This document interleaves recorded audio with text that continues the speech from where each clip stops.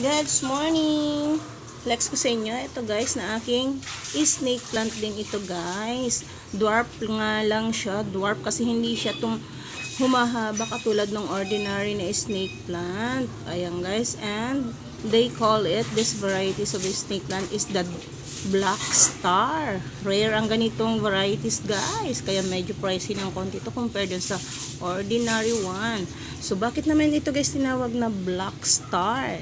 O, ito guys, di ba parang star siya kung titingnan nyo yung itsura niya. And of course, dahil din sa kulay ng dahon niya, which is the black deep green. And yung palibot niya is the creamy yellow guys. Ayan guys. O, di ba ang ganda-ganda niya guys. I plan sana na i-propagate to kaso no enough time na, kaya tomorrow na lang guys nagluto kasi ako ngayon. So, ayan guys. Ang ganda-ganda niya. Best ito guys sa mga table nyo. Office table. Ayan, sa kwarto. Ang ganda nito guys. Kasi hindi naman siya sensitive buhayin. Mabilis lang kung marunong ka. Ayan guys. Sana na-enjoy nyo ang aking black star na snake plant. Wala pa to guys na for sale ha. Kasi hindi ko pa siya napaparami. Pag meron na, inform ko kayo sa gustong bumili. Ayan lang guys. Thank you for watching. Bye bye.